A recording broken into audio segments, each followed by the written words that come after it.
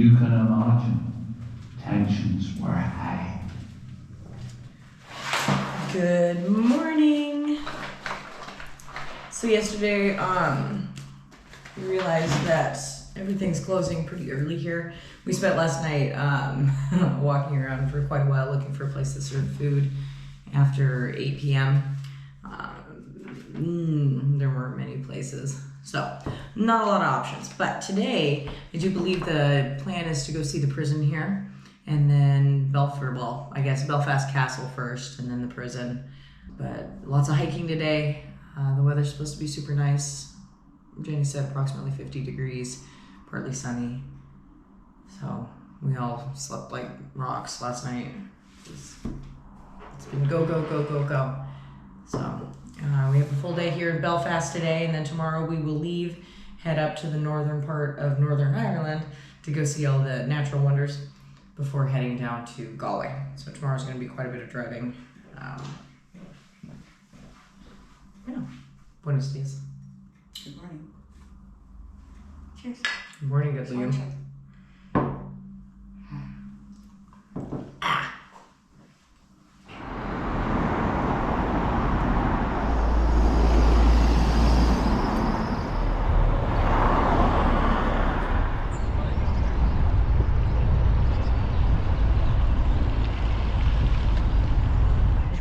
It'd be like the perfect tree to climb. It looks like a cedar. I don't know, it's a neat tree. Neat. Roy's over here. I'd burn that, and I'd burn that. That wouldn't burn very well, but I'd still burn it. Oh, my cheekies. Ooh, look at that tree. Monterey cypress. In 1934, this spectacularly baronial castle, built for the Marquess of Donegal in 1865, was passed to the Belfast Corporation.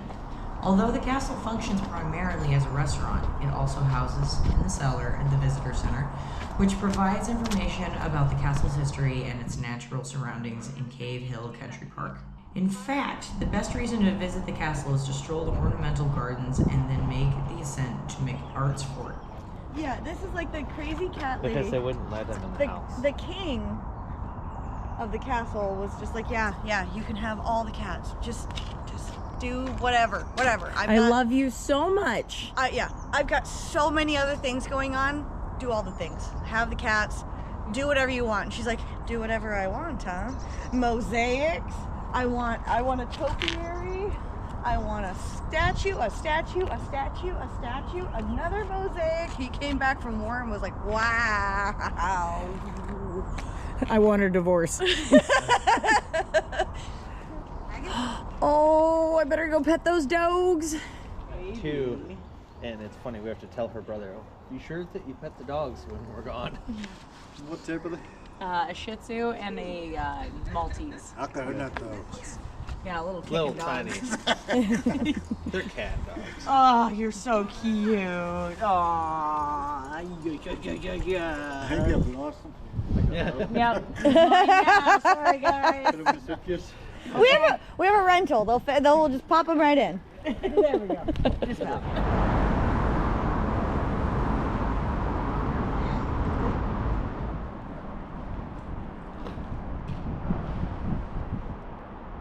Okay, so we are here at the Crumlin Road Gaol. I still don't know how to say that.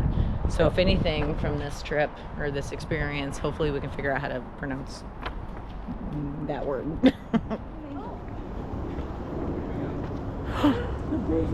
It's like it knew. Spooky. This is supposed to be one of the most haunted buildings in Belfast.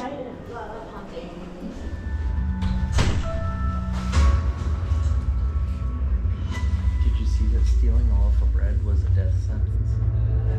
Hey. Oh God, he scared me.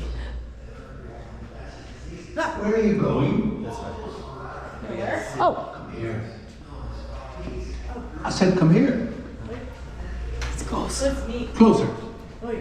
How much closer? Too close. That's Let actually me too close. tell you a little about the tunnel on my left. A tunnel that I have passed through many times. This tunnel connects the jail to the courthouse under the Crumlin Road. That's cool. this tunnel was very busy. For those unlucky prisoners who made the return journey, that meant an extended stay here at Crumlin Road Gaol.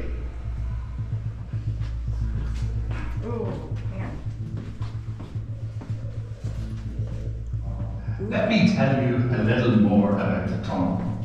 The reinforced concrete that you can see added to the tunnel is directly under the Crumlin Road.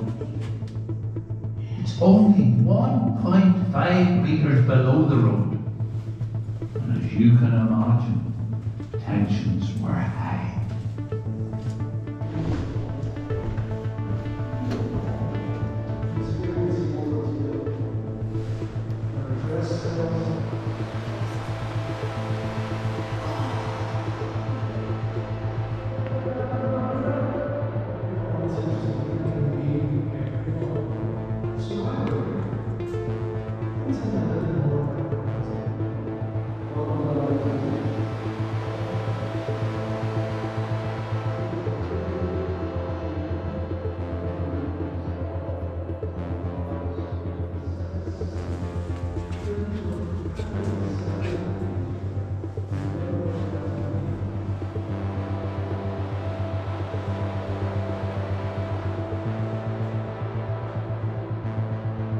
I work for 10 hours a day.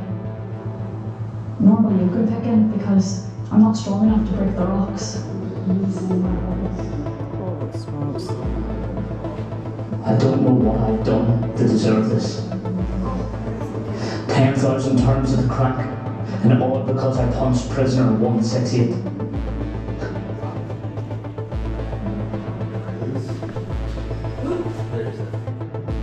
Ooh, that's super creepy.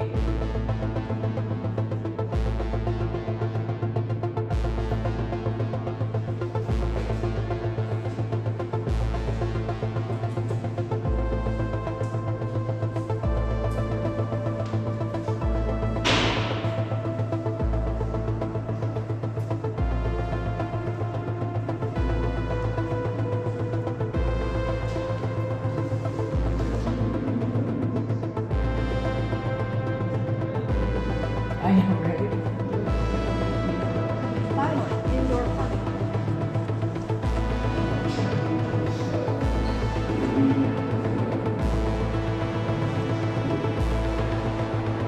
Come in. Don't look too nervous. There's nothing to be worried about. Come closer. Make sure everyone is in the cell. We wouldn't want to leave anyone out. This is the condemned man's cell. Every man that was sentenced to death was immediately taken to this cell and put into isolation from the rest of the prison population. The prisoner would sleep, eat, and exercise alone. You will have noticed that this cell is slightly larger than the others. That's because it was two cells knocked into one. The reason? Well, the cell was to accommodate not only the prisoner, but two prison officers as well. The prison officers were to keep the prisoner occupied and to ensure that he did not cheat the hangman's noose. He would receive daily visits from the governor and the prison doctor to ensure that both he was still here and still alive. He would also receive weekly visits from his family. One of these visits would be essential for the condemned man because the family would indicate that he had less than 18 hours to live.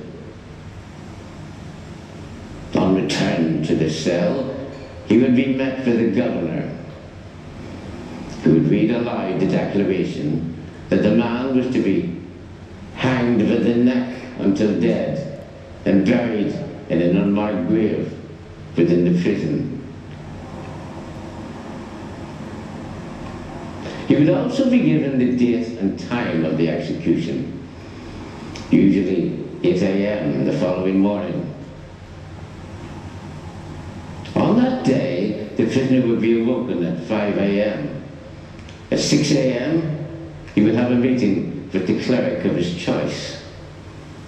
At 7 a.m., he would be offered breakfast. Most refused, instead spending the time with the cleric. At 8 a.m., a stranger would enter the cell, the assistant executioner. The prisoner would then be taken into the ensuite, also known as the pinioning room.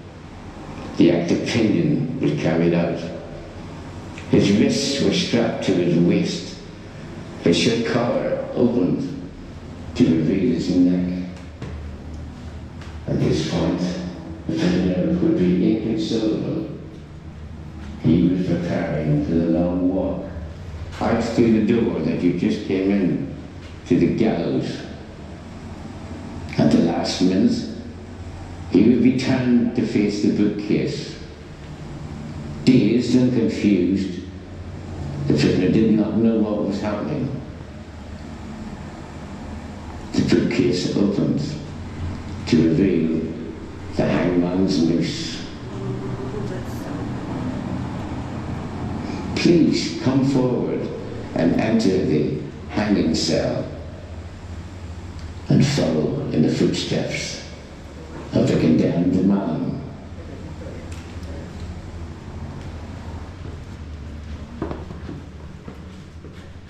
At least he wouldn't hit his head.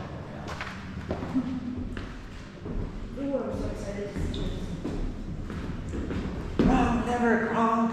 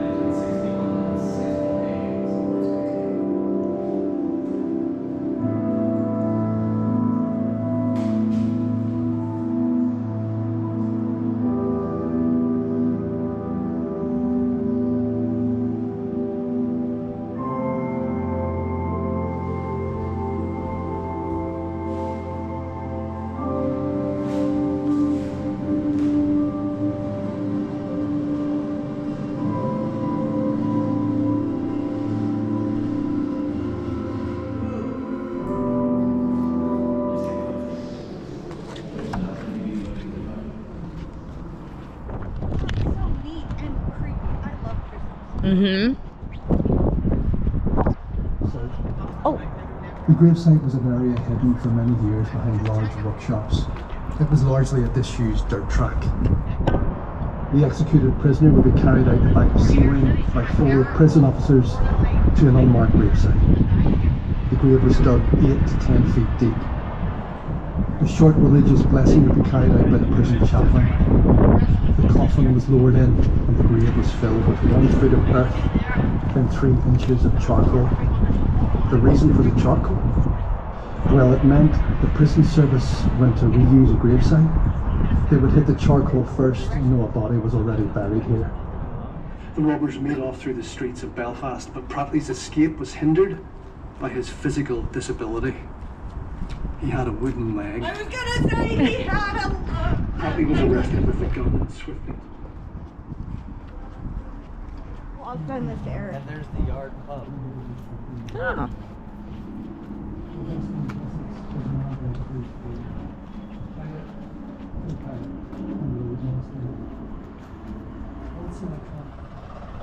72 squadrons served in the Army support role, and the Wessex was used as a troop carrier for up to 16 passengers. We now suspect that the G-A-O-L is pronounced jail. I feel silly.